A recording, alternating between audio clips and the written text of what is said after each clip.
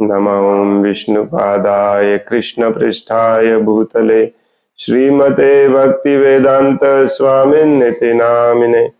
नमस्ते सारस्वती देवे गौरवाणी प्रचारिणे निर्विशेषा शून्यवादी पाश्चात्य देशतारिणे। जय श्री कृष्ण चैतन्य प्रभु नित्यानंद श्री अद्वैत गदाधर श्रीवासदि गौर भक्त वृंद। हरे कृष्ण कृष्ण कृष्ण हरे हरे, हरे राम राम राम हरे हरे। मुखं करोति वाचालं पंगुं लंघयते गिरिं यत्कृपातमहं वन्दे श्रीगुरुं दीनतारिणम्। हरे कृष्ण। श्रीमद्भागवतम स्कंध 4 अध्याय 13 ध्रुव महाराजांचे वंशज।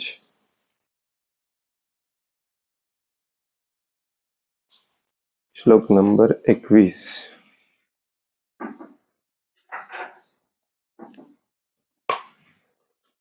विदुर उवाच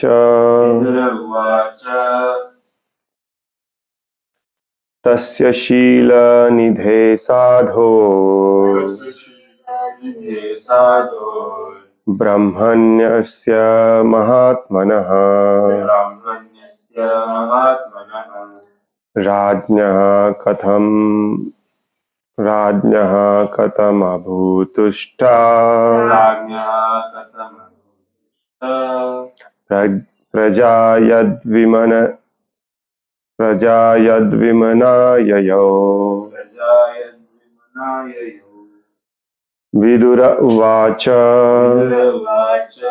तस्य शीलनिधे साधो ब्रह्मण्यस्य महात्मनः राज्ञः कथमभूतुष्टा प्रजा यद्विमनाययो। विदुर उवाच तस्य शीलनिधे साधो ब्रह्मणस्य महात्मनः राज्ञः कथमभूतुष्टा प्रजा यद्विमनाययो।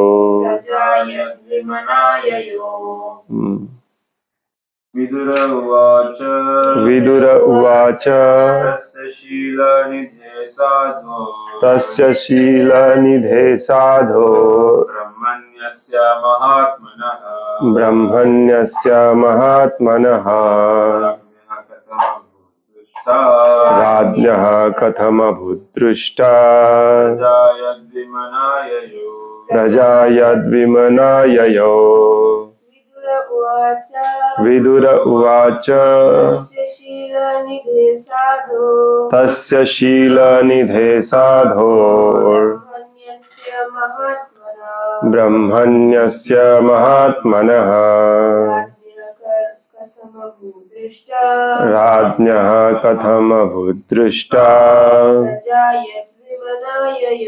प्रजा यद्विमनाययो। विदुरः उवाच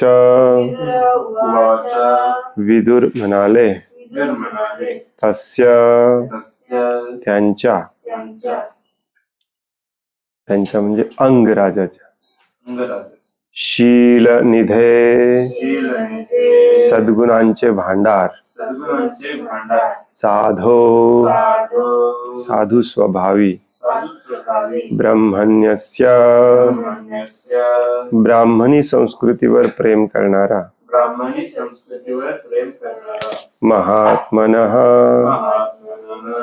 महात्मा राज्ञः राजाचा कथम कसे अभूत झाले दुष्टा दुष्ट प्रजा पुत्र यत ज्यामुळे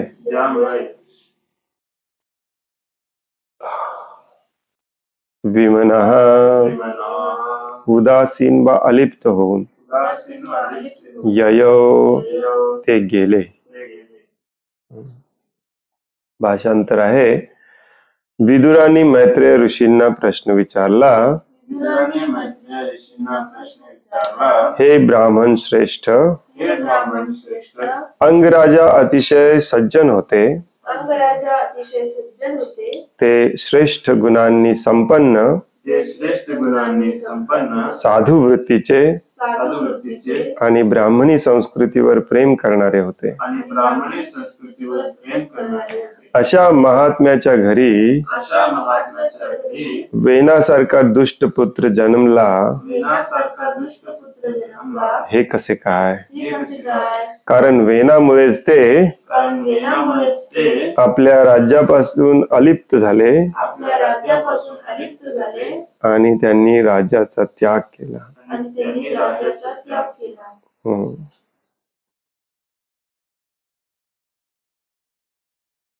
तीन चार दिवस आपला भागवतमचा क्लास झाला नाही. या अध्यायाचं नाव आहे ध्रुव महाराजांचा वंश. त्याच्या पुढची जी कथा आहे ती पृथू महाराजांची कथा आहे. परंतु पृथू महाराजांच्या कथेला सुरुवात करण्यापूर्वी पृथू महाराजांचा जन्म कसा झाला हे थोडक्यात सांगण्यासाठी ध्रुव महाराजांची वंशावर इथे सांगण्यात आलेली आहे. अगदी थोडक्यात, खूप डिटेल मध्ये नाही.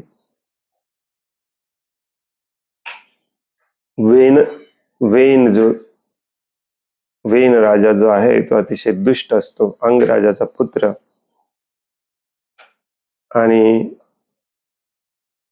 वेनाला ब्राह्मणांनी मिळून मारलं जातं आणि मग त्यानंतर त्या राज्याला कुणी राजा नसतो, म्हणून तेच ब्राह्मण वेन राजाच्या अंगाचा एक भाग घेऊन यज्ञामध्ये त्या भागापासून पुत्र निर्माण करतात. भगवंतांचे अवतार पृथू महाराज. तर अंग राजापर्यंतची जी ध्रुव महाराजांची वंशावळ आहे ती एकदम 3-4 श्लोकामध्ये पटापट सांगून झाली. त्यानंतर अंग राजाला पुत्र नव्हता म्हणून त्याने महान तपस्या केली, यज्ञ केले, मग त्याला पुत्र प्राप्ती झाली. परंतु दुर्दैवाने पुत्र प्राप्ती झाली, परंतु तो पुत्र वाईट निघाला. आणि मग अंग राजा दुःखी झाले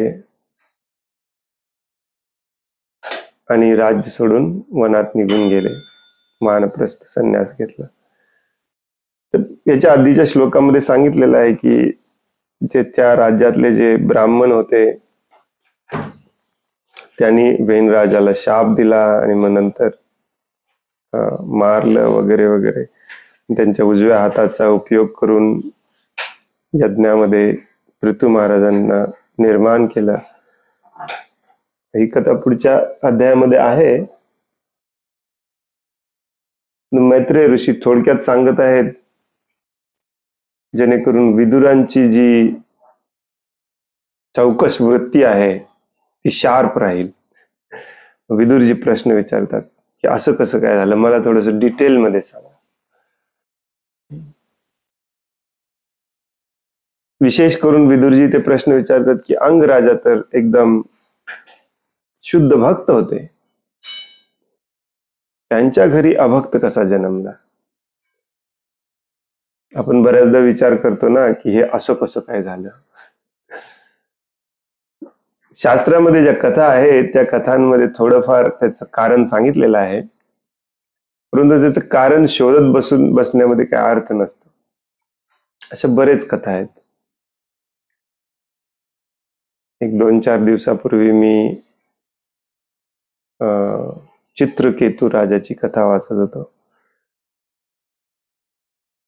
ज्याला 10 लाख पत्न्या होत्या. किती? 10 लाख नाही, more than that. I don't, मला आठवत नाही आता. मिलियन, 10 मिलियन और 100 मिलियन समथिंग. तरीही त्याला एकही पुत्र झाला नाही. मग अथक परिश्रमाने, एका साधूच्या मत्तीने यज्ञ करून त्याला एक पुत्र झाला. त्याला देखील बाकीच्या सावत्र आईंनी विष देऊन मारलं. आणि मजेची गोष्ट म्हणजे, मजेची नाही, इंटरेस्टिंग गोष्ट म्हणजे, अगदी जन्मल्यापासून चित्रकेतू राजा भगवंतांचा शुद्ध भक्त असतो. तर असं काही नाही आहे की तुम्ही शुद्ध भक्त आहात, झालात म्हणून तुमच्या घरी भक्त जन्माला यायला पाहिजे, तो भक्त टिकला पाहिजे. या भौतिक जगामध्ये, या शारीरिक देहात्म बुद्धीवरती जेवढी आपली आसक्ती राहणार, तेवढे आपण भक्तीपासून दूर जाणार. त्यामुळे जे काही भौतिक वाईट होतं, जसं की पुत्र निघून जाणे किंवा पुत्राचा मृत्यू होणे, पुत्र वाईट निघणे, पुत्र पुत्री दोन्ही, पत्नी पती, हे सगळं तुमच्यासाठी चांगलंच असतं ऍक्च्युली. शास्त्रामध्ये बऱ्याच उदाहरणावरून सांगितलेलं आहे. कारण माणसाला या भौतिक जगामध्ये आसक्त करून अडकून ठेवण्याचं मेन काम करते कुटुंब आणि कुटुंबाशी असलेला आपला संबंध, यालाच देहात्मबुद्धी किंवा देहाशी असलेला संबंध. आणि ही आसक्ती जोपर्यंत सुटत नाही तोपर्यंत आपण भगवत मार्गामध्ये लागत नाही. त्यामुळे चांगलंच असतं. अशाही अनेक कथा आहेत जिथे पुत्र शुद्ध भक्त असतो, जसं की ध्रुव महाराज स्वतः शुद्ध भक्त होते, ध्रुव महाराजांचे पुत्र शुद्ध भक्त होते, कपिल देव. त्यामुळे हे असं कसं काय आणि ते तसं कसं काय याचा जास्त विचार करत बसायचं नाही आपण. मेन अल्टिमेट गोल आहे आपल्या जीवनाचा या भौतिक जगातली आसक्ती पूर्णपणे सोडून देणे आणि भगवंतांच्या सेवेमध्ये पूर्णपणे लागणे, जसं काल रात्री आपण चर्चा करत होतो. या श्लोकामध्ये काही महत्वाचे कन्सेप्ट दिलेले आहेत जे आपल्याला समजावून घेतले पाहिजेत. ते म्हणजे अंग राजा जो होता, वेनाचा पिता, तो श्रेष्ठ गुणांनी संपन्न, अतिशय सज्जन, साधू वृत्तीचा आणि ब्राह्मणी संस्कृतीवर प्रेम करणारा होता. व्हेरी इम्पॉर्टंट वर्ड, ब्राह्मणी संस्कृतीवर प्रेम करणार. इंग्लिशमध्ये शिला प्रभुपाद म्हणायचे ब्राह्मणिकल कल्चर. ब्राह्मणिकल कल्चरचा अर्थ असतो वर्णाश्रम. जो वर्णाश्रमावर प्रेम करत नाही तो भक्त कधी होऊच शकत नाही, सज्जन साधू कधी असूच शकत नाही. या वर्णाश्रमालाच दुसऱ्या शब्दात ब्राह्मणिकल कल्चर किंवा ब्राह्मणी संस्कृती असं म्हटलं जातं. कारण वर्णाश्रमाचं मेन असतो ब्राह्मण. ब्राह्मणाचं कर्तव्य असतं वर्णाश्रम टिकवून ठेवणे. आज विशेष करून कलियुगामध्ये आजकाल या क्षणाला वर्णाश्रम बिलकुलच राहिलेला नाही. जो काही राहिलेला आहे तो आपापल्या घरात राहिलेला आहे. ज्याला त्याला वाटतं मी या जातीचा आहे आणि मी या वर्णाचा आहे, समाजामध्ये त्याला काही व्हॅल्यू नाही. परंतु कलियुगाच्या सुरुवातीला वर्णाश्रमाचं विकृत स्वरूप झालं. वर्णाश्रमाची अधोगती झाली, वर्णाश्रम बिघडला. याचं मेन कारण म्हणजे ब्राह्मण बिघडले. तसं वर्णन पण आहे भागवतमच्या पहिल्या स्कंदामध्ये. कली जो होता, कलीने बघितलं की जोपर्यंत वर्णाश्रम आहे तोपर्यंत कलीचं राज्य स्थापन होणं शक्य नाही. आणि वर्णाश्रम भगवंतांनी बनवलेली सिस्टीम आहे जिथे धर्म टिकून राहतो. आणि या वर्णाश्रमाचा आधारस्तंभ आहे ब्राह्मण. मग कलीने अटॅक केला ब्राह्मणाच्या वृत्तीवरती. ब्राह्मण प्रदूषित झाले तर वर्णाश्रम बिघडेल, वर्णाश्रम बिघडला तर कलीचं राज्य सुरू होईल. म्हणून वर्णाश्रमाला ब्राह्मणी संस्कृती म्हटलं जातं. आणि अंगराजा हा ब्राह्मणी संस्कृतीवर प्रेम करणारा म्हणजेच वर्णाश्रमाला वर धरणारा होता, वर्णाश्रमाला श्रेष्ठ मानणारा होता. मग असा जो राजा असतो जो वर्णाश्रमाला श्रेष्ठ मानतो, साधू वृत्तीचा आहे, सज्जन आहे, तो भक्त असलाच पाहिजे. आता सध्या स्थितीला काय परिस्थिती आहे बघा, की भक्त लाखो करोड आहेत, हो की नाही. 200 करोडचं मंदिर बांधलंय, भक्तच भक्त निर्माण केलेत, life member 10 lakh life member, परंतु सज्जन एक पण नाही, साधू एकही नाही. सो कॉल्ड कलियुगातले भक्त. भागवतम जे आहे, भागवतम हे भक्त आणि भगवंतांचा संबंध काय होता, अशा लोकांना भक्त का म्हटलं याचं वर्णन आहे. उगीच म्हटलं नाही भक्त. हे वेन राजा म्हणा किंवा आता पुढे जे भक्त येणार आहेत, पृथू महाराज, अमेझिंग पर्सनॅलिटी, हे भक्त का होते, यांना भक्त का म्हटलंय याचं वर्णन आहे श्रीमद भागवतामध्ये. त्यांनी काही कुठली संस्था जॉईन केली नाही किंवा लाईफ मेंबरशिप घेतली नाही किंवा त्यांच्याकडे कुठलं भक्तिशास्त्रीचं सर्टिफिकेट नव्हतं किंवा मंदिर अध्यक्षाचं पत्र नव्हतं, दीक्षा झाली नव्हती, नाव बदललं नव्हतं. हे सगळ्या बाह्य वस्तूंवरती आज आपण भक्ती मोजतोय. आपली खरी भक्ती कशामध्ये मोजायची असते? अतिशय सज्जन. बघा श्लोकामध्ये कसं लिहिलंय, अतिशय सज्जन, श्रेष्ठ गुणांनी संपन्न. कुठले गुण भगवद्गीतेत सांगितलेत, भागवतामध्ये सांगितलेत कुठल्या गुणांनी संपन्न असलं पाहिजे. हे गुण विकसित करत नाही आपण आणि बाह्य स्वरूपामध्ये आपल्याला भक्त व्हायचंय. साधू वृत्ती आणि सगळ्यात महत्वाचं म्हणजे ब्राह्मणी संस्कृतीवर प्रेम करणारा. विदुर सारख्या हळव्या मनाच्या साधू वृत्तीच्या माणसाला हा प्रश्न पडतो की अशा साधू वृत्तीच्या जीवनामध्ये असं कसं काय वाईट झालं, प्रश्न विचारतात विदुरजी. तात्पर्य, प्रश्न अजून 4-5 श्लोकामध्ये आहे, संपलेला नाही, परंतु आपण हळूहळू एक प्रश्न आणि त्याचे तात्पर्य वाचूया. कौटुंबिक जीवनामध्ये मनुष्याने आपले वडील, आई, पत्नी आणि मुलाबाळांसमवेत सुखी राहायचे असते.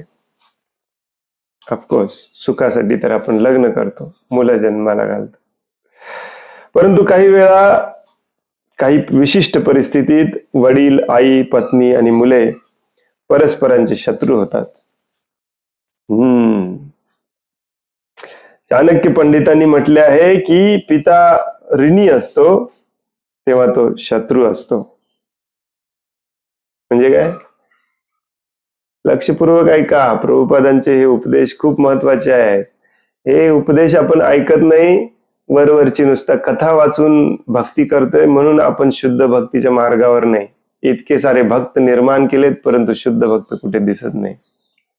लक्षपूर्वक ऐका, श्रील प्रभुपाद हजारो ठिकाणी चाणक्य पंडितांचे चाणक्य नीती सांगायचे, कारण कलियुगासाठी खूप महत्वाची आहे चाणक्य नीती. चाणक्य पंडित 2-2.5 हजार वर्षापूर्वी होऊन गेले, कलियुगातले आहेत चाणक्य पंडित 2-2.5 हजार 2.5 नाही 2.5 हजार. या सगळ्या कथा ज्या आहेत, ध्रुव महाराजांची वैरीण झाली आई सावत्राई, राजा शुद्ध भक्त होता तरी पण पत्नीच्या मोहामध्ये पुत्राशी वाईट वागला. कौटुंबिक व्यवस्थेला आपण श्रेष्ठ मानतो, आजही श्रेष्ठ मानतो, परंतु कौटुंबिक व्यवस्थेमध्येच ह्या सगळ्या भानगडी होतात, एकमेकांचे शत्रू होतात. सुखासाठी आपण कुटुंब रचना करतो परंतु सुख काही मिळत नाही, कारण या भौतिक जगाचा जो गुणधर्म आहे इथे सुख नाहीच आहे. माणसाला वाटतं की कुटुंब निर्माण केलं तर सुख मिळेल, लग्न केलं की सुख मिळेल, मुलं जन्माला घातली की मुलाकडून सुख मिळेल, मुलाची अपेक्षा असते आई वडील सुख देतील. त्या दुःखाची कारणं काय असतात बघा. हे खूप वाक्य महत्वाचं आहे. चाणक्य पंडित म्हणतात, पिता जेव्हा ऋणी असतो तो तेव्हा शत्रू असतो. पिता वाईटच वागायला पाहिजे असं नाही. आजकाल ऋणी म्हणजे काय, ज्याने कर्ज काढलेला आहे. जो कर्ज काढून ठेवतो तो पिता पूर्ण घराचा शत्रू असतो, विशेष करून पुत्राचा शत्रू असतो. कारण पुत्राला ते कर्ज फेडावं लागतं. आणि कर्ज म्हणजे चिंता, भय आणि शोक, भौतिक जगातलं मेन प्रॉब्लेम. म्हणून बिलकुल कर्ज काढलं नसलं पाहिजे. कर्ज जर असेल तर घराला आग लागल्याप्रमाणे पहिल्यांदा कर्ज फेडलं पाहिजे. चाणक्य पंडित सांगतात, 5 पैशाचं जरी देखील तुमच्यावरती कर्ज असेल. आता कर्जाचा अर्थ बँकेकडून घेतात एवढंच नव्हे. कर्ज म्हणजे जे काही तुम्ही दुसऱ्याकडून घेतलेलं आहे. एखाद्या शेजाऱ्याकडून उसने जरी घेतलेले असले तरी पहिल्यांदा परत केले पाहिजेत. असा पिता, वडील जो असतो, जो कर्ज काढतो, तो पूर्ण घराचा शत्रू असतो.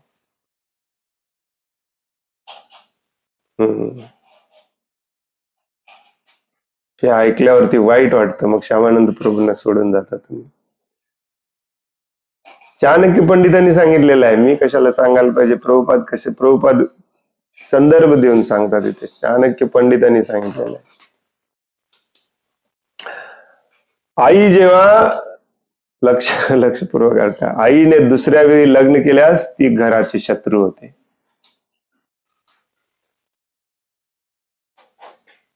स्त्रीला एकापेक्षा जास्त लग्न करायची परवानगी नाही शास्त्रामध्ये.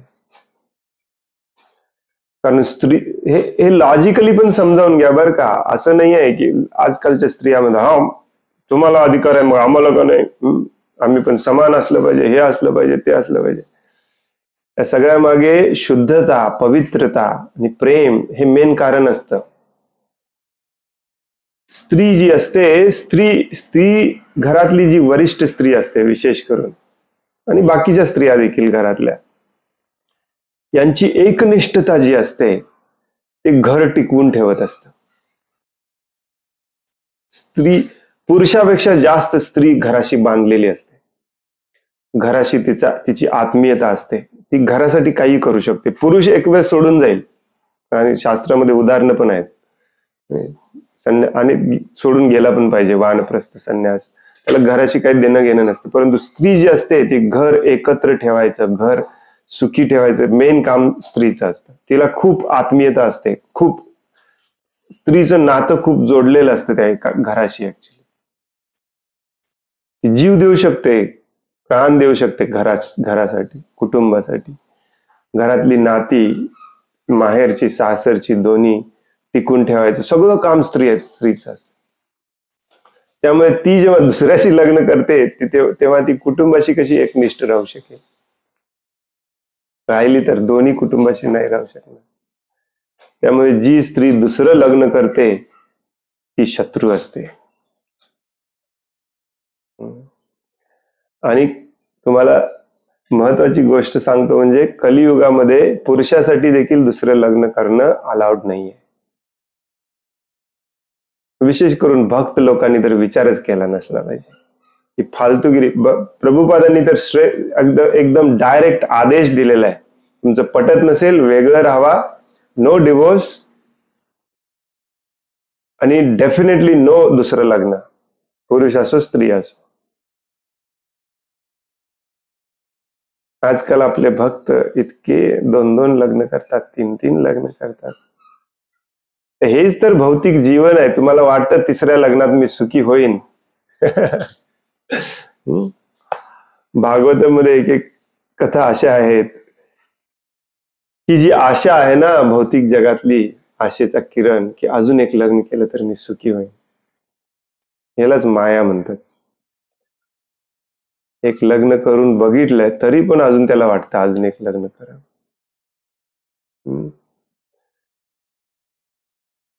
भक्तांनी काय करायचं, भक्तांनी वेगळं राहायचं. पटत नसेल, दुष्ट पत्नी असेल, दुष्ट पती असेल, वेगळं राहायचं आणि भगवंतांच्या सेवेमध्ये पूर्ण 24 तास स्वतःला समर्पित करायचं, ह्या जीवनाचा उद्देश आहे. अजून एक लग्न करायची काय गरज आहे तुम्हाला?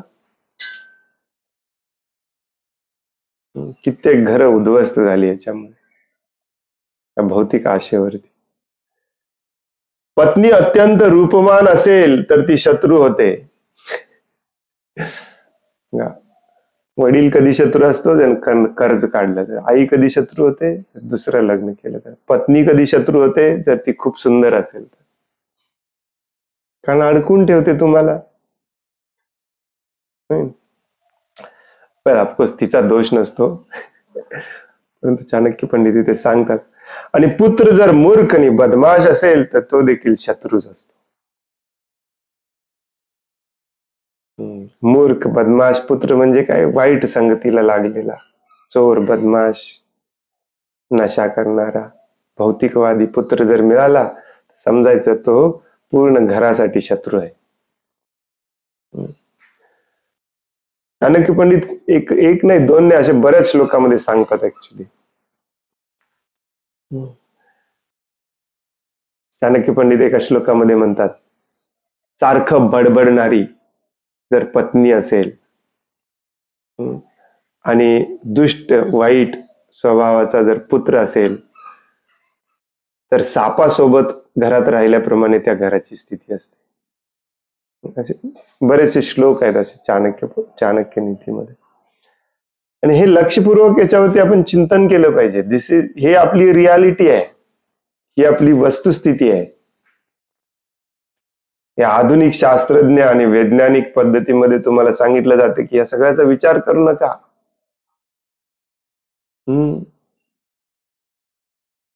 100 चॅनल असलेलं केबलचं कनेक्शन घ्या, इंटरनेट कनेक्शन घ्या, मनोरंजन करा, कुत्र्या मांजऱ्यासारखं 9 ते 5 काम करा, उरलेला वेळ मनोरंजन करा, खा प्या झोपा आणि जीवन व्यतीत करा.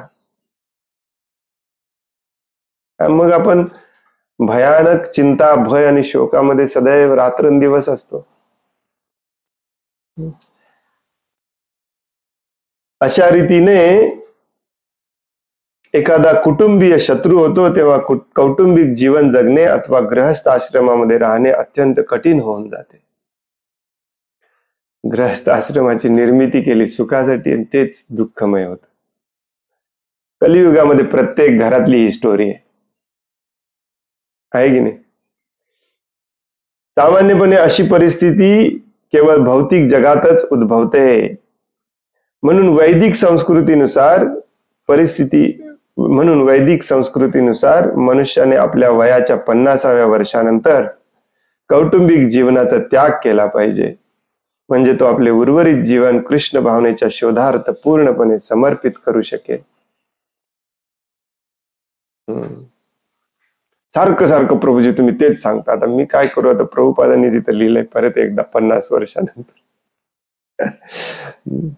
सारखं 50 वर्षानंतर सोडलं पाहिजे, 50 वर्षापासून सोडलं पाहिजे. पटलं नाही म्हणून काही लोकांनी बंद केलं क्लासला यायचं ऍक्च्युली.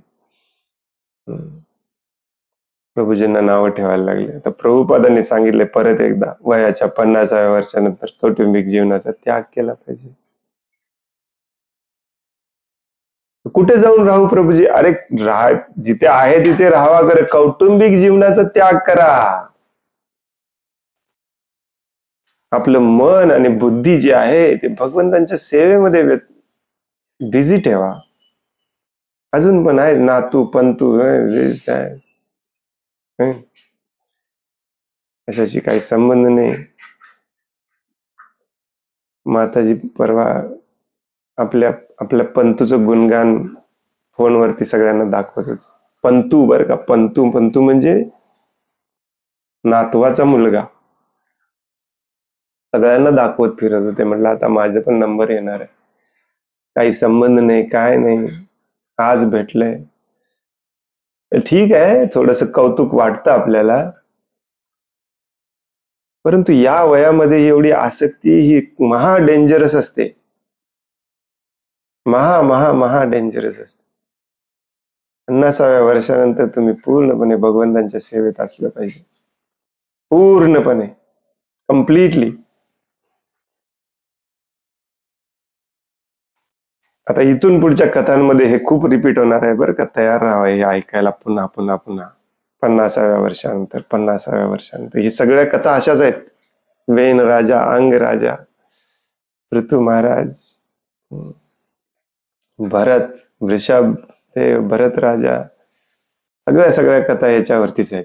कौटुंबिक जीवनामध्ये माणूस कसा अडकला याच्यावरतीच आहे. तिथून पुढे जवळजवळ वर्षभर आपण हेच वाचणार आहोत. थोडीफार बुद्धी चिंतन मनन आपण झालं तर चांगलं आहे आपल्यासाठी. म्हणून वैदिक संस्कृतीनुसार मनुष्याने आपल्या वयाच्या 50व्या वर्षानंतर कौटुंबिक जीवनाचा त्याग केला पाहिजे, म्हणजे तो आपले उर्वरित जीवन कृष्ण भावनेच्या शोधार्थ पूर्णपणे समर्पित करू शकेल. माताजी प्रभूजी दोघांनी कधी कधी वाटते की फक्त प्रभूजींनी जे करायचंय, नो, माताजींना पण सेम रूल आहे. तर कुठेच सांगितलेलं नाही शास्त्रामध्ये फक्त प्रभूजींना रूल आहे.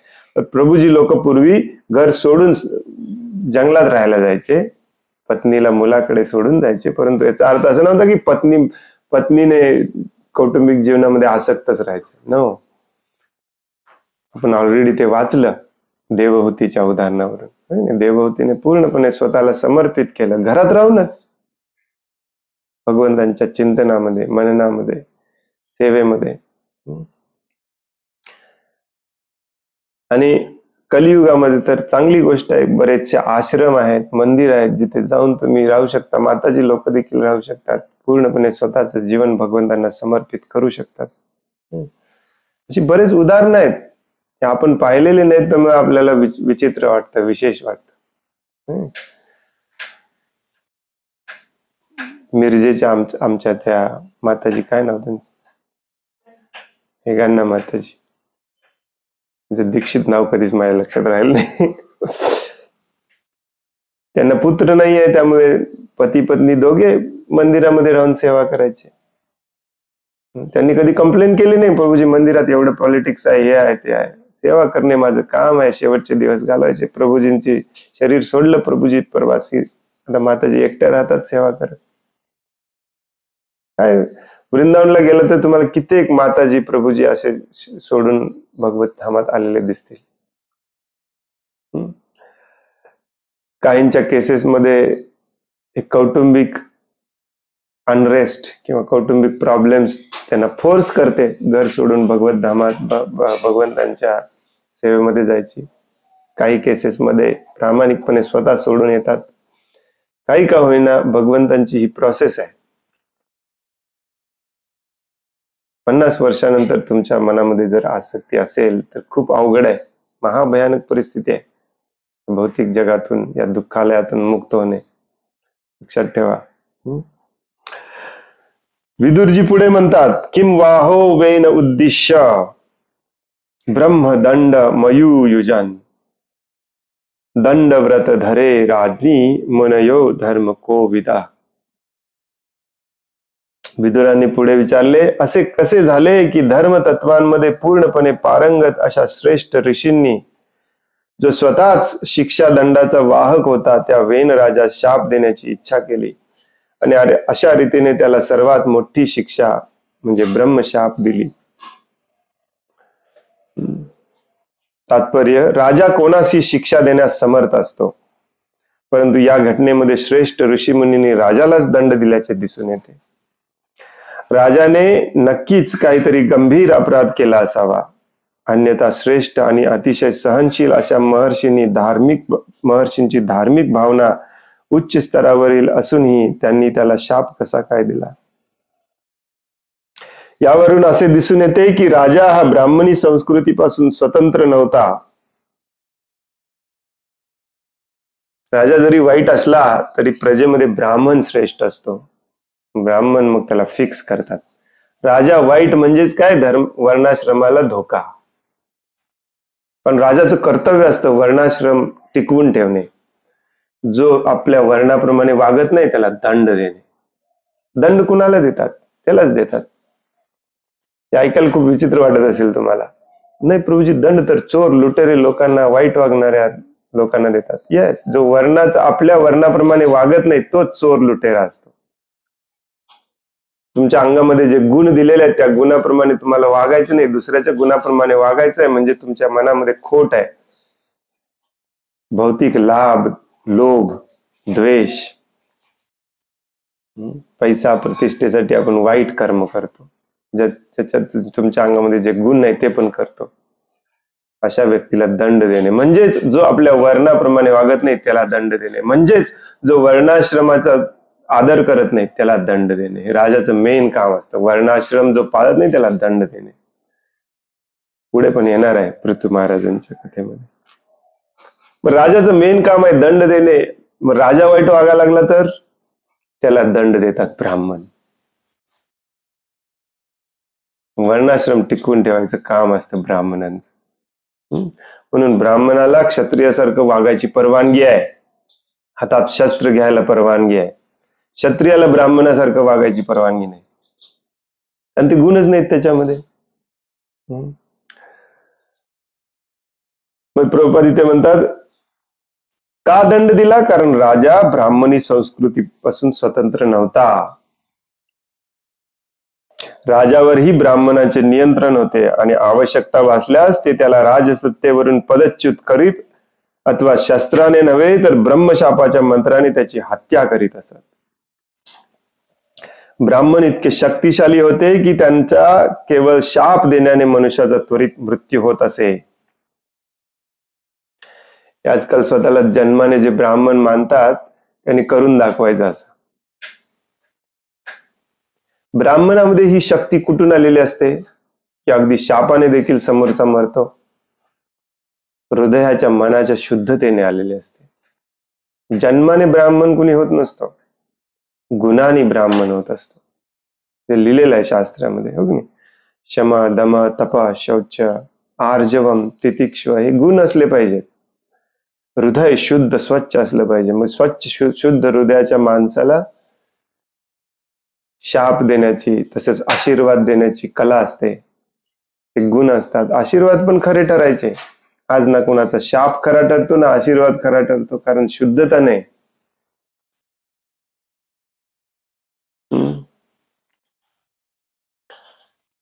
पुढे म्हणतात विदुरजी,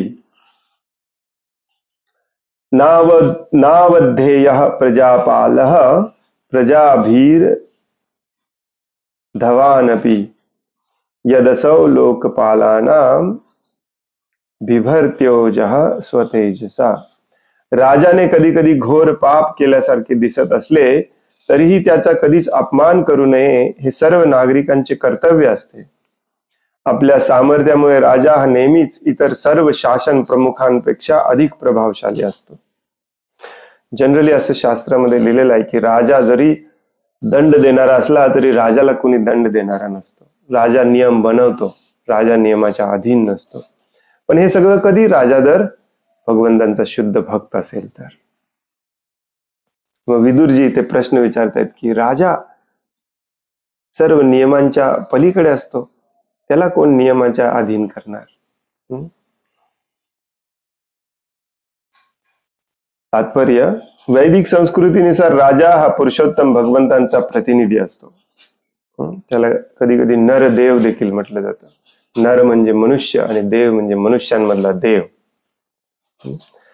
त्याला नर नारायण असेही म्हणतात. अर्थात भगवान श्री नारायण हे राजाच्या रूपाने मानवी समाजामध्ये प्रकट होतात. नर नारायण म्हणजे नर म्हणजे मानव, मानवांमधला नारायण. मग विचार करा त्याचं वागणं किती शुद्ध असलं पाहिजे. तोच दुष्टासारखा वागायला लागला तर. कलियुगामध्ये तुम्हाला दिसेल की जसं मगाशी मी म्हणालो की कलीने वर्णाश्रमावरती अटॅक केला. पहिल्यांदा ब्राह्मणांवरती अटॅक केला. ब्राह्मण राहिले नाहीत, मग क्षत्रिय बिघडले. त्यामुळे कलियुगातले सगळे राजे, तुम्ही इतिहास वाचला असाल, कलियुगातले राजे सगळे भ्रष्ट होते, अजूनही आहेत. एका दुसरा त्यातला शुद्ध होता, शिवाजी महाराजांसारखा. राजा हा भगवंतांचा प्रतिनिधी असतो, म्हणून त्याला नर नारायण म्हटलं जातं. असा एक शिष्टाचार आहे की ब्राह्मणाचा आणि क्षत्रिय राजाचा प्रजेने कधीही अपराध करू नये. राजा पापी असला तरी प्रजेने त्याचा अवमान करू नये. तथापि वेनाच्या संदर्भात असे दिसते की त्याला नरदेवतांनी शाप दिला, म्हणून असा निष्कर्ष निघतो की त्याची घोर पाप कर्मे अतिशय दुःखदायक आणि त्रासदायक होती. विदुरांना प्रश्न पडलाय की राजा कधी कधी वाईट वागला ना तरी त्याला प्रजेने उलट बोललं नसलं पाहिजे. जसं शंतनू वगैरे त्यांनी वाईटच काम केलेलं,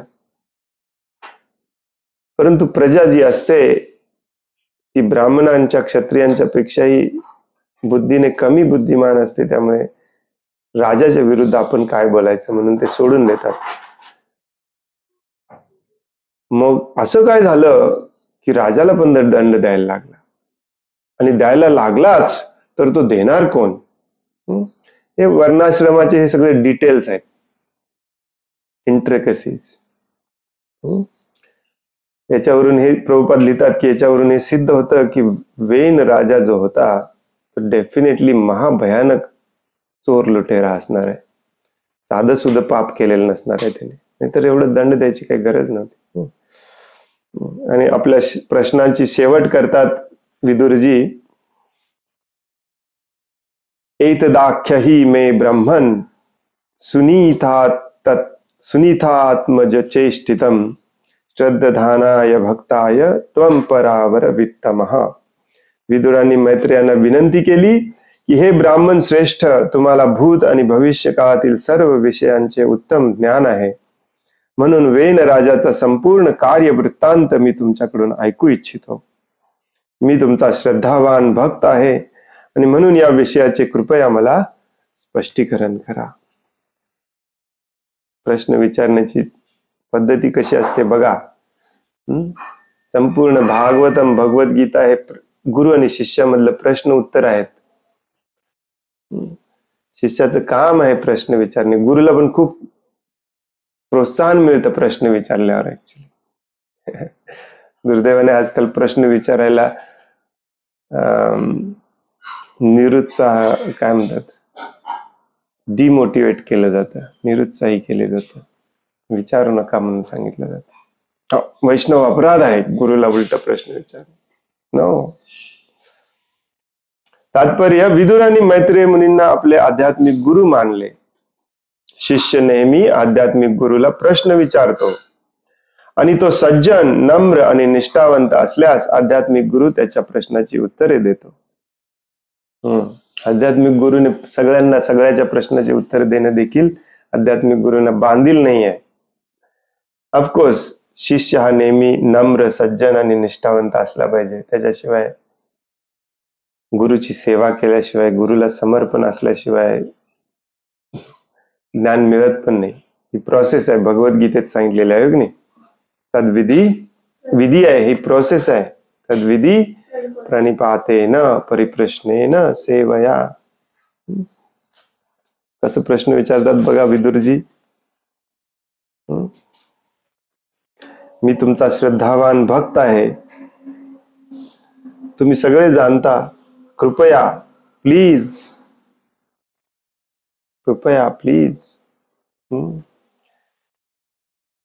भारतामध्ये प्लीज थँक्यू सगळं गायब झालेलं आहे. सिविक सेन्स सगळा झिरो झालेला आहे. श्रील विश्वनाथ चक्रवर्ती ठाकूरांनी म्हटले की आध्यात्मिक गुरुच्या कृपेने मनुष्याला भगवंतांचा कृपा आशीर्वाद प्राप्त होतो. शिष्य नम्र आणि समर्पित वृत्तीचा होत नाही तोपर्यंत आध्यात्मिक गुरु दिव्य विज्ञानाची सर्व रहस्य त्याला उलगडून सांगू इच्छित नाही. नम्रता नसेल ती भौतिक जगामध्ये, हे थोडस लक्षात व्यवस्थित समजावून घ्या. भौतिक जगामध्ये किती पापी आहोत आपण याचा काही संबंध नसतो. कितीही पापी असू दे, अगदी महाभयानक पाप कर्म करत असू दे, केलेला असू दे, अजूनही आता सध्या परिस्थितीमध्ये करत असू दे, नो प्रॉब्लेम. गुरुचं कामच असतं अशा व्यक्तींना ज्ञान देऊन त्या पाप कर्मातून सोडवणे. परंतु शिष्य होऊन जर नम्र वागत नसेल, नम्रता नसेल, समर्पित वृत्ती नसेल, तर अशा व्यक्तीला गुरु कधी ज्ञान देत नाही. एक वेळ पापी व्यक्तीला देईल, परंतु शिष्यवृत्ती ज्याच्याकडे नसते. शिष्यवृत्ती म्हणजे काय? श्रील प्रभुपाद बऱ्याचदा समजावून सांगतात. शिष्यवृत्ती म्हणजे जो स्वेच्छेने व्हॉलंटरीली शासन करून घेण्यास तयार आहे. त्यामुळे कलियुगामध्ये गुरु शिष्याचं नातं जोक होऊन बसलेलं आहे. लक्षात घ्या, जेव्हा आपण एखाद्याला गुरु मानतो तेव्हा त्याच्याकडून रागवणं, फटकारणं, वाईट शब्द ऐकून घेणं, यासाठी तयार असलं पाहिजे. आपण आवडत नाही आपल्याला रागवलेलं. गुरु कशाला पाहिजे मग तुम्हाला? समाजात फक्त सांगायला? गुरुचं कामच असतं चॅस्टाइजमेंट. श्रील प्रभुपाद नेहमी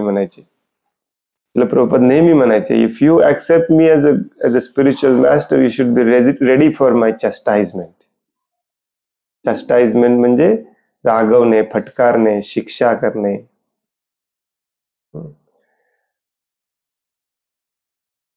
त्यामुळे सज्जन, नम्र, विनम्र, निष्ठावंत असलेल्याला गुरु ज्ञान देतात. भगवद्गीतेत सांगितल्याप्रमाणे आध्यात्मिक गुरुकडून ज्ञान ग्रहण करण्याच्या प्रक्रियेमध्ये नम्रता, पृच्छा आणि सेवाभाव यांचा समावेश आहे. तद्विधी प्रणिपातेन परिप्रश्नेन सेवया उपदेशांती तत्ते ज्ञानम ज्ञानिनस तत्वदर्शिना. मग तुम्हाला उपदेश मिळेल. Is very important. विदुरजींनी अत्यंत महत्वाचा प्रश्न विचारला. प्रभुपादांनी प्रश्न आपल्याला उलगडून सांगितला. व्हेरी इम्पॉर्टंट, अत्यंत महत्वाचे असे उपदेश प्रश्नामधून पण मिळतात बघा, हो की नाही? सर्वात महत्वाचं म्हणजे कौटुंबिक जीवन. कौटुंबिक जीवन कसं डेंजरस आहे, त्याचबरोबर कौटुंबिक जीवनामध्ये कसं राहिलं पाहिजे, काय केलं पाहिजे.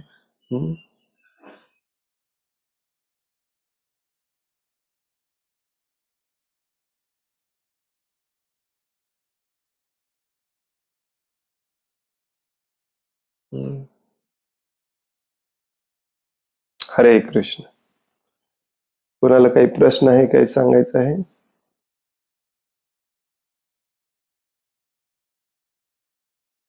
हरे कृष्ण प्रभू, दंडवत प्रणाम. हरे कृष्ण, दंडवत प्रणाम. प्रभू, आपण आज कौटुंबिक जीवनाबद्दल बोललो. परत नंतर मग मागच्या 2-3 क्लासमध्ये आपण हे पण म्हटलेलं की आपण मुलं असो, घरचे असो, त्यांना बेसिकली शिस्त लावली पाहिजे, किंवा आपण त्यांना भक्तीत आणण्याचा आपल्याकडून प्रयत्न झाला पाहिजे. पण जर त्या गोष्टी जर होत नसतील तर कितपत आपण आपल्याकडून प्रयत्न केले पाहिजेत. आणि एक जसं तुम्ही म्हणता की आपण भक्तीत आणण्याचा प्रयत्न सगळ्यांनाच करतो, तर जेव्हा घरचे असतात तेव्हा त्यांच्यावर फोर्सफुलनेस पण होत असतो आपल्याकडून. मग तो कितपत बरोबर आहे? किंवा जसा एखाद्या वेळेस प्रश्न चुकीचा असेल, जेव्हा आपण संतांचं उदाहरण बघतो किंवा प्रभुपादांचं पण जर उदाहरण बघितलं, आय डोंट नो मी बरोबर बोलतोय का चुकीचं बोलतोय, तर प्रभुपादांनी पण त्यांचं लीलामृत वाचलं. कधी घरच्यांना असं फोर्सफुली किंवा बऱ्याचशा गोष्टी अशा नाही वाचण्यात आल्या किंवा लिहिलेल्या नाहीयेत. खरं आपल्याकडून आपण काय केलं पाहिजे एक गृहस्थ म्हणून, किंवा एक आपण फोर्सफुलीचा, आणि आता मुलं आहेत, आपले घरचे आहेत, कितपत आपल्याकडून प्रयत्न झाले पाहिजेत, कितपत फोर्सफुलनेस असला पाहिजे. जसे 2-4 लेक्चर्स पूर्वी जसं तुम्ही म्हटला की मुलं असतील तर त्यांच्यावर आपण शिस्त पण असली पाहिजे. किंवा आपण जसं म्हणतो की बाकीच्या गोष्टीत आपण फोर्सफुलनेस करतो मुलांना, बरोबर आहे, शाळा अभ्यास असू दे, हे असू दे, बऱ्याचशा गोष्टी आपण ते खरं भक्ती जेव्हा येते तेव्हा आपण म्हणतो की नाही, आपण नाही केलं पाहिजे. आपण म्हणतो बाकी गोष्टीला फोर्सफुलनेस करायला तयार असतो, खरं भक्ती जेव्हा येते तेव्हा आपण फोर्सफुली त्यांना करायला लावत. अशा गोष्टी होतात. मग ऍज अ ऍज अ गृहस्थ म्हणून आपल्याकडून कितपत प्रयत्न असले पाहिजे? त्याला काही लिमिट आहे का? आपण ते करतच राहायचं का ती आपली आसक्ती आहे की ठीक आहे आपण म्हणतो की आपल्याकडून आपल्या मुलांना आपण भगवत धामात जाण्याचा मार्ग दाखवला पाहिजे, तर कितपत आपल्याकडून प्रयत्न झाले पाहिजे का ती पण आपली आसक्तीच आहे? फोर्सफुलचं दोन दोन अर्थ असतात फोर्सफुलचे. स्वतःच्या इंद्रिय तृप्तीसाठी एखाद्याला फोर्स करणे आणि स्वतःच्या इंद्रिय तृप्तीचा विचार न करता समोरच्याच्या भल्यासाठी त्याला फोर्स करणे. जनरली सगळीकडे जर तुम्ही बघितला तर फोर्स अप्लाय केला जातो जेव्हा स्वतःचा काहीतरी तिथे उद्देश असतो, स्वार्थ असतो. अगदी कुटुंबामध्ये देखील माझी इंद्रिय तृप्ती फुलफिल होत नाही, मग मी माझ्या कुटुंबियांना फोर्स करतो की माझ्या म्हणण्याप्रमाणे तुम्ही वागलं पाहिजे, कारण माझं सुख त्याच्यामध्ये आहे. हो की नाही? हा फोर्सफुलनेस सगळीकडे असतो. मुलांना आपण फोर्सफुली मेडिकलला, इंजिनिअरिंगला, टेनिसला, म्युझिकला घालतो, कारण ते त्याच्यामध्ये त्यांनी नाव कमवलं तर मी समाजात सांगू शकेन. कुठेतरी स्वार्थ असतो आपला. अशा प्रकारचा फोर्सफुलनेस असला नसला पाहिजे. फोर्सफुलनेस कसा असला पाहिजे? साधू देखील कठोर शब्द बोलतात, प्रभुपाद देखील कठोर शब्द बोलतात, परंतु समोरच्याच्या भल्यासाठी, समोरच्या व्यक्तीच्या उद्धारासाठी फोर्स केला पाहिजे. आता या कौटुंबिक व्यवस्थेमध्ये जसं की कुटुंब प्रमुख असतो, त्याची जबाबदारी असते सगळ्यांच्या भल्यासाठी काम करणे. मग एक असतं भौतिक सुख, भौतिक भलं, आणि एक असतं आध्यात्मिक. सगळ्यांच्या भौतिक भल्यासाठी पण काम केलं पाहिजे आणि आध्यात्मिक भल्यासाठी पण काम केलं पाहिजे. कुटुंब प्रमुखाचं काम आहे. मग कौटुंबिक भौतिक व्यवस्था त्यांची सुधारावी म्हणून पण तो पैसे वगैरे कमवून चांगला अन्न, वस्त्र, निवारा प्रोव्हाइड करण्याचा प्रयत्न करत असतो. आणि आध्यात्मिक भल्यासाठी म्हणून तो कुटुंबातल्या प्रत्येकाला आध्यात्मिक ज्ञान देणे, आध्यात्मिक मार्गावरती ट्रेनिंग द्यायचं वगैरे काम करत असतो. यातलं जे आध्यात्मिक ट्रेनिंग देणे आणि आध्यात्मिक ज्ञान देणे याच्यासाठी फोर्स वापरला पाहिजे आपण. भौतिक गोष्टीमध्ये माझं कुणी ऐकत नसेल तर तिथे फोर्स वापरून काय उपयोगाचं नाही. आता या आध्यात्मिक मार्गावरती फोर्स करणे म्हणजे काय? आध्यात्मिक मार्गावरती फोर्स करणे म्हणजे समोरच्याला प्रेम काय असते हे शिकवणे.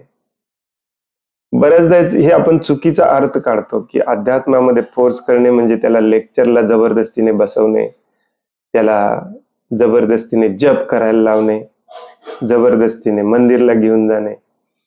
या सगळ्या गोष्टी भगवंतांप्रती आणि सर्व जीवांप्रती प्रेम निर्माण करायला मदत करतात, परंतु मेन गोष्ट असते ती म्हणजे प्रेम त्यांना शिकवणे, प्रेमाचा अर्थ समजावून देणे, प्रेम शिकवणे. आणि जसं मगाशी मी म्हणालो की थँक्यू, प्लीज, कृपया म्हणणे भारतामध्ये जवळजवळ संपलेलं आहे. कोणी म्हणतच नाही.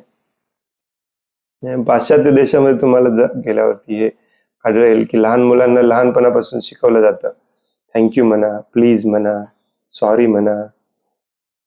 ह्याच्यातून काय शिकवत असतो आपण लहान मुलांना? चांगले स्वार्थी होऊ नका, लोभी होऊ नका, दुसऱ्यांना त्रास दिला तर आपण सॉरी म्हटलं पाहिजे, दुसऱ्यांनी आपल्याला काय मदत केली तर आपण थँक्यू म्हटलं पाहिजे. हे चांगले गुण शिकवत असतो ना. मग ही फोर्स करायची एक पद्धती असते. चाणक्य पंडित सांगतात 5 वर्षाचा मुलगा किंवा मुलगी 5 वर्षाचा होईपर्यंत बिलकुल फोर्स करू नका. थोड्या प्रमाणात चांगल्या शब्दात सांगायचा प्रयत्न करा. आणि चांगल्या शब्दात पण सांगायची गरज नसते. 5 वर्षाचं होईपर्यंत मुलं तुमची फक्त कॉपी करत असतात. त्यामुळे तुम्ही चांगलं वागा, तुम्ही 10 वेळेला थँक्यू म्हणा, ते पण थँक्यू म्हणतील. तुम्हाला सांगायची काही गरज नाही. नंतर 5 ते 15 वर्षाच्या वयामध्ये मात्र स्ट्रिक्टली ट्रेनिंग दिलं पाहिजे. स्ट्रिक्टनेस असलं, आई वडिलांच्या वागण्यामध्ये स्ट्रिक्टनेस असला पाहिजे. वेळ पडला तर शिक्षा केली पाहिजे, टाइम आउट दिलं पाहिजे, त्यांचे जे भौतिक गोष्टी वस्तू आहेत त्या त्यांच्याकडून हिसकावून घेतल्या पाहिजेत, सगळं केलं पाहिजे. कारण त्यांची बुद्धी अजून परिपक्व झाली नसते, इंडिपेंडेंटली अजून विचार करायचं त्यांच्यामध्ये तेवढी परिपक्वता, मॅच्युरिटी आलेली नसते. त्यामुळे आई वडिलांचं कर्तव्यच असतं त्यांना पदोपदी मार्गदर्शन करणे. आता हळूहळू जसं जसं मुलं 11, 12 वर्षाची, 13 वर्षाची, 14 वर्षाची व्हायला लागतात, तस तसं त्यांना ते वाटायला लागते की मला फोर्स करतायत. तोपर्यंत वाटत नाही. आणि याच्यामध्ये देखील जर प्रेम असेल तर हळूहळू मुलांना पण कळायला लागतं की माझ्या फायद्यासाठीच सांगतायत. प्रेम जर नसेल, स्वार्थ वृत्ती असेल, तिथे स्पर्धा असेल, तर मुलांना वाटायला लागतं की आई वडील माझ्याशी स्पर्धा करतायत, आई वडील माझ्यावर जबरदस्ती करतात.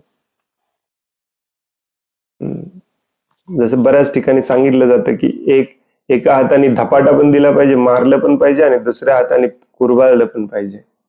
दोन्ही असलं पाहिजे. नसेल तर मग मुलांना वाटणार की आपले शत्रू आहेत. ही एक कला असते, it's called art of parenting. मी आता जे पुस्तक वाचतोय ना, माय ग्लोरियस मास्टर, हे भुरीजन प्रभूंनीच एक पुस्तक लिहिलं आहे, द आर्ट ऑफ पेरेंटिंग म्हणून. तुम्हाला कुठे मिळालं तर विकत घ्या आणि वाचा.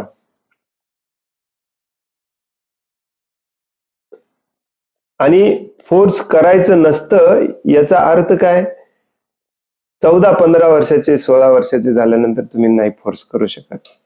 मग तुम्ही तुमच्या मित्रांना, तुमच्या सत्संग मधल्या बाकीच्या प्रभूजी माताजींना जसं सांगता ना, तसंच मग तुम्ही पण मुलांना सांगितलं पाहिजे, आई वडिलांना सांगितलं पाहिजे, पत्नीला सांगितलं पाहिजे, पतीला सांगितलं पाहिजे. म्हणजे कसं बघा, सत्संग मध्ये आपण रोज जातो, तिथे एखादे प्रभूजी माताजी चुकीचं वागत असतील तर आपण त्यांना फक्त ऍडवाइस देतो. आपला हट्ट नसतो, जिद्द नसते की त्यांनी बदललंच पाहिजे. त्याच वृत्तीने आपण सांगायचं घरातल्यांना. आपण जिद्दी राहायचं नाही, आपला हट्ट धरायचं नाही की त्यांनी बदललं पाहिजे. सांगायचं, काम करायचं. बदललं ठीक, नाही बदललं ठीक.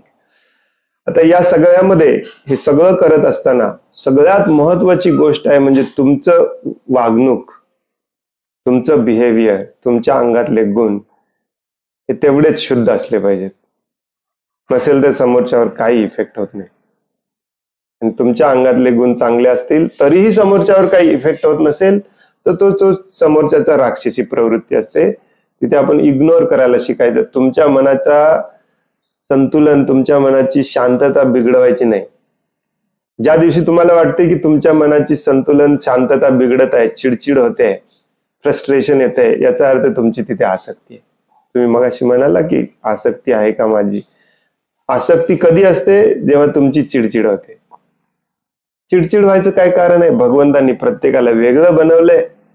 सांगायचं काम तुम्ही केलं, तुमच्या आचरणातून प्रेमपूर्वक वागणूक दिली, प्रेम दाखवण्याचा प्रयत्न केला, प्रेम दाखवताच आहात तरीही समोरचा बिघडतो, चुकीचं वागतो, त्याच्यामध्ये तुम्ही फ्रस्ट्रेट व्हायचं काम नाही. तुमच्या सत्संगमध्ये एखादी प्रभूजी माताजी असतील, ते बदलत नसतील तर तुम्ही फ्रस्ट्रेट होता का? मग तुमची आई बदलत नाही, तुमचे वडील बदलत नाही, तुमची पत्नी बदलत नाही, पती बदलत नाही म्हणून तुम्ही का फ्रस्ट्रेट होता? काही कारण नाही फ्रस्ट्रेट व्हायचं,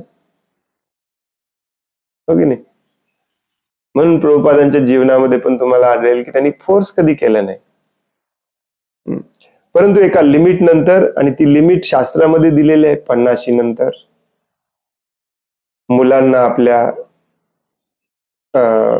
आपल्या मुलांनी जबाबदारी, समजा तुमच्या मुलांनी जबाबदारी घेतली त्यावेळी तुमचं वय आहे 38, 40, 42, 45, तेव्हा सोडून द्या. मुलं सक्षम झाली ना कुटुंबाची जबाबदारी घ्यायला. तुम्ही फ्रस्ट्रेट होऊ नका, तुम्ही भगवंतांच्या सेवेत लागा. हे प्रिन्सिपल आपण वापरलं पाहिजे. या सगळ्या खटाटोपाचा मेन उद्देश आहे चिंतामुक्त होणे, भयमुक्त होणे, शोकमुक्त होणे. आणि तेच जर आपलं होत नसेल तर मग आपलं काहीतरी चुकतंय, समोरच्याचं नाही चुकत. या भौतिक जगामध्ये आलेला प्रत्येक व्यक्ती हा बदमाशच आहे.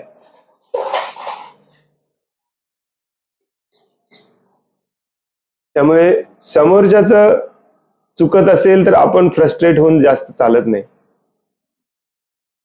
ठीक आहे, तुमच्या तुमच्या अधिकाराप्रमाणे तुम्ही कठोर शब्दात, कधी मृदू शब्दात सांगू शकता, तो पण अधिकार असेल तर. चाणक्य पंडित म्हणतात अधिकार असेल तर. अधिकारचा अर्थ काय असतो की तुम्हाला पूर्णपणे माहिती आहे की माझ्या शब्दाला इथे आदर आहे, मान आहे, माझ्या शब्दामध्ये काहीतरी बदल घडू शकेल, त्याला म्हणायचं अधिकार. अधिकार म्हणजे पती झाला म्हणून अधिकार आहे असं नसतंय. अधिकार देखील प्रेमानेच मिळालेला असतो. मेन गोष्ट काय, तुमच्या मनाचं संतुलन बिघडलं नसलं पाहिजे, फ्रस्ट्रेशन आलं नसलं पाहिजे. आता हे सगळं अवघड कधी होतं, जे अडल्ट असतात, प्रौढ लोक असतात, त्यांना उपदेश देताना हे सगळं अवघड होतं. लहान मुलांना उपदेश देताना, ट्रेनिंग देताना हे एवढं अवघड नसतं. लहान मुलं जसजशी मोठी होतील तसतसे ते अवघड होत जातं. टीनेजर्सना अवघड होतं. परंतु तरीही आपण आपला कंपोजर टिकवून ठेवला पाहिजे, आपण फ्रस्ट्रेट झालं नसलं पाहिजे. शेवटी प्रत्येक जण आपापल्या कर्माचं बॅगेज घेऊन आलेला असतो, आपापल्या गुणांमध्ये जन्म घेतलेला असतो. त्यांना बदलणे हे तुमच्या हातात नसतं. भगवंतांनी तुम्हाला त्यांच्या जीवनामध्ये उपदेश आदेश देण्यासाठी सोडलेला आहे. तेवढं काम करणे आणि आपण आपल्या भगवत धामाला लागणे. त्यांचं प्रारब्ध जे आहे ते भगवंतांनी ठरवले, त्यांनी स्वतःच्या कर्मांनी ठरवले. त्याच्या पलीकडे तुम्ही काय करू शकता? तुम्ही काही नाही करू शकत. पुढे पुढे उदाहरणं आहेत. वृत्रासुर म्हणून एक राक्षस होता. राक्षस असून देखील भगवंतांचे शुद्ध भक्त, अशी बरेच उदाहरणं आहेत शास्त्रामध्ये. राक्षस असून भगवंतांचे शुद्ध भक्त. आपल्याला माहिती आहे प्रल्हाद महाराज, बली महाराज हे देखील शुद्ध भक्त होते. परंतु वृत्रासुर म्हणून एक राक्षस होता, तो भगवंतांचा शुद्ध भक्त होता. परिस्थिती अशी आली की या जगातली शुद्धता, शांतता टिकवून ठेवण्यासाठी, तो ब्राह्मण होता ऍक्च्युली, ब्राह्मणाचा बळी देणे महत्वाचं गरजेचं होतं. म्हणून तो तयार झाला स्वतःचं जीवनदान द्यायला. त्यामुळे हे आपल्या जीवनामध्ये ज्या परिस्थिती आहेत ना, त्या काहीच नाहीत. ह्या शाब्दिक चकमकी आहेत प्रभूजी फक्त. काही लोकांच्या जीवनामध्ये शाब्दिक चकमकीच्या वेळी पुढे जातं, एकमेकांचा जीव घेतात लोक. कशामुळे? हे सगळं फ्रस्ट्रेशनमुळे. नाही, एखाद्याला वाईट वागायचं असेल तर तुम्ही किती उपदेश करू शकता, किती फोर्स करू शकता. आणि प्रौढ लोकांवरती तर बिलकुल फोर्स करायचं नसतं. त्यांना जसं वागायचं तसं वागू दे. जितकं फोर्स कराल ना तितकं तुम्ही फ्रस्ट्रेट व्हाल. प्रभुपादांनी आपल्या पत्नीला कधीच म्हटलं नाही की चहा पिऊ नको. चहा बिस्किट प्यायची सवय होती प्रभुपादांच्या पत्नीला. आणि त्या पत्नीने पण आयुष्यात कधीच ऐकलं नाही. प्रभुपाद सोडून गेले, घर वानप्रस्थ घेतलं, तरी पण ती बदलली नाही. जीवनाची सत्यता, कटुता याच्यामध्येच आहे. हो की नाही?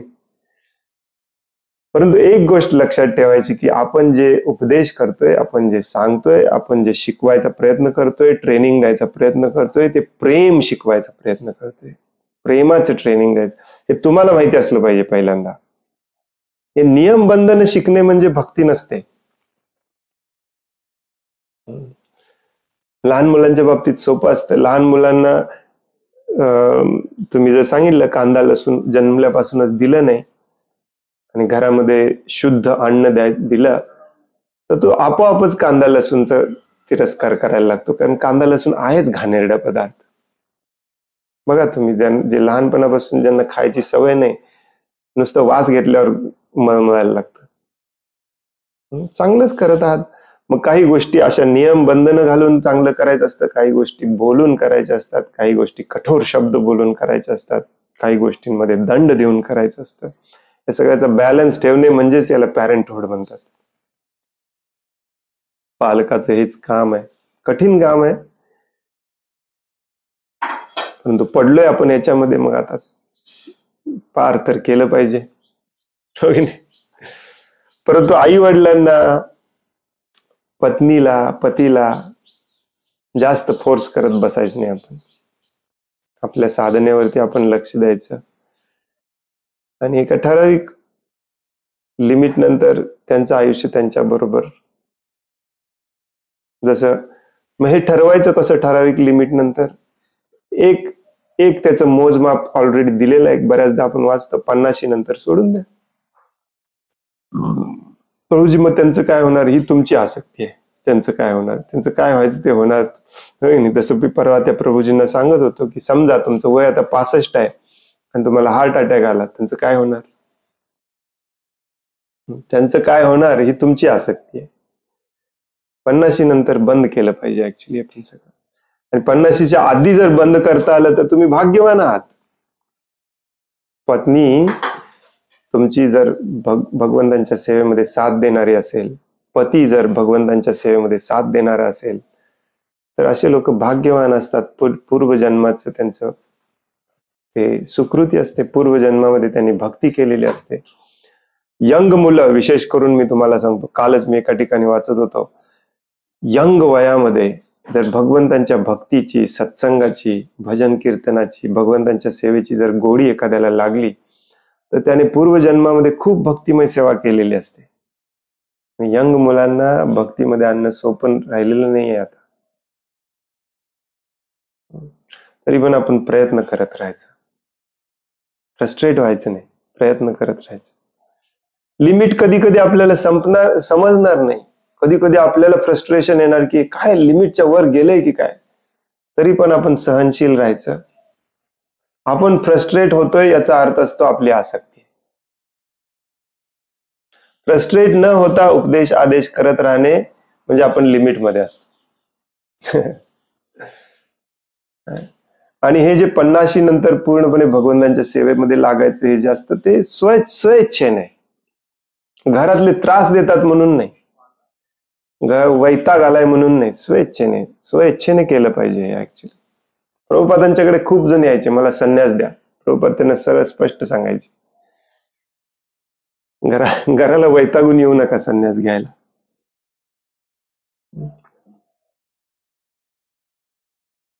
विशेष करून आई वडिलांना बदलायचा प्रयत्न करू नका. तुमच्यापेक्षा वरिष्ठ असतात ते बदलणार नाही. विशेष करून भारतातले आई वडील, कारण एक वयानुसार एक वरिष्ठता आहे आपल्या समाजामध्ये. त्यांना वाटतं की आपलं वय जास्त आहे म्हणून आपण ग्रेट आहोत. बदलत नाही, जास्त बदलायचा प्रयत्न करायचा नाही. प्रेम म्हणजे काय समजावून सांगायचं, प्रेम म्हणजे काय दाखवून द्यायचा प्रयत्न करायचा. त्याच्या पलीकडे जास्त प्रयत्न करायचे नाही. सेम पत्नी बरोबर, सेम पती बरोबर.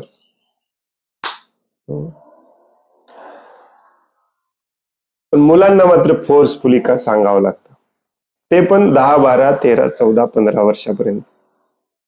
त्याच्या पलीकडे फोर्स नाही वापरायचा. परंतु तुम्हाला हळूहळू लक्षात येईल की जितका जास्त आपला एखाद्याशी निकट संबंध आहे तितका आपण फोर्स वापरू शकतो. शेजारच्यावर नाही वापरू शकत, पण माझ्या मुलावरती, मुलीवरती वापरू शकतो. अगदी ती 16 वर्षाची झाली, 18 वर्षाची झाली तरी तिला मी बसून समजावून सांगू शकतो. शेजारच्या मुलीला नाही समजावून सांगू शकत. का? कारण एक संबंध आहे, तो संबंध पण नाकारता येत नाही. तो संबंध जितका प्रेमाचा असेल, विश्वासाचा असेल, तितकं बोलणं सोपं असतं, फोर्स करणे सोपं असतं. ते तुम्हालाच आपोआपच ते लक्षात येईल. ऍक्च्युली हे काय, हे टँजिबली, क्वांटिटेटिव्हली हे सांगू शकत नाही आपण. लक्षात ठेवायचे. माताजी काय प्रश्न विचारलेत?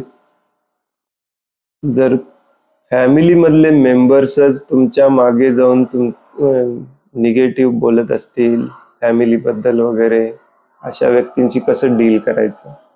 इग्नोर करायचं. माताजी, प्रभूजी लक्षात ठेवा, माणसाला बदलणे तुमच्या हातात नाहीये. माणसाला बदलणे भगवंतांच्या हातात आहे. आदेश उपदेश आपापल्या अधिकारानुसार देणे तुमच्या हातात आहे. ते पण आपापल्या अधिकारानुसार. तुमचा अधिकार नसेल तर तिथे उपदेश आदेश द्यायला पण जाऊ नये, चाणक्य पंडितच म्हणतात. मग अशा वेळेला काय करायचं? इग्नोर करायचं. कुणी आपल्याबद्दल वाईट बोलत असेल काही फरक पडत नाही, काहीही फरक पडत नाही. तुमचं जिथे प्रेम आहे, प्रेमाचे संबंध आहेत, ते लोक तुमच्यावर प्रेम करतच राहणार. कितीतरी वेळेला असं होतं. आता आम्ही इतकी काळजी घेऊन देखील आमच्याबद्दल वाईट बोलणारे 1000 जण आहेत, आमच्याबद्दल बाहेर जाऊन वाईट सांगणारे 1000 जण आहेत. पण मी कधीही प्रयत्न करत नाही की त्यांनी वाईट सांगितलं म्हणून आपण चांगलं जाऊन सांगावं आणि ते फिक्स करायचा प्रयत्न करावा. तुमचं खरोखरच प्रेम असेल ना तेवढं, तर कुणीही वाईट येऊन सांगू दे, ते इग्नोर करतात लोक. लोकांना माहिती असतं तुम्ही किती चांगले आहात आणि ते सांगणारे किती चांगले आहेत. कुणी कितीही वाईट सांगू दे, आपण इग्नोर करायला शिकलं पाहिजे. इग्नोर करायला शिकला नाही ना, तर तुम्हालाच त्याच्यामध्ये दुःख आहे, फ्रस्ट्रेशन आहे. कारण तो माणूस तर बदलणार नाही. काय करणार आहे तुम्ही? शिक्षा करणार, दंड देणार, खून करणार, काय करणार?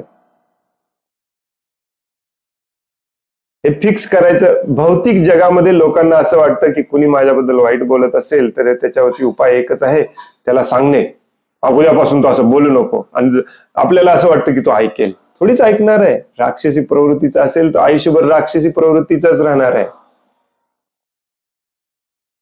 तुमच्या मनाला कसं शांत ठेवायचं हे तुमच्या हातामध्ये त्याचा कंट्रोल आहे. त्या व्यक्तीने कुठे जाऊन काय बडबडायचं तुमच्या हातात थोडीच त्याचा कंट्रोल आहे. जबरदस्तीने आपण ते कंट्रोल करायचा प्रयत्न करतो, त्याच्यामध्ये अजून आपण अशांत होतो, अजून आपण फ्रस्ट्रेट होतो. त्यापेक्षा त्याला फ्री सोडा, त्याला जाऊ दे, काय सांगायचं, कुणाला काय सांगायचं, कसं सांगायचं, काय करायचं ते करू दे, काही फरक पडत नाही. या जीवनामध्ये एक प्रिन्सिपल आहे, श्रील प्रभुपाद म्हणतात, you cannot please everyone every time and you cannot please one person all the time also. प्रत्येक व्यक्तीला तुम्ही प्रत्येक वेळी आनंदी ठेवू शकत नाही आणि एकाच व्यक्तीला तुम्ही प्रत्येक वेळी पण आनंदी ठेवू शकत नाही.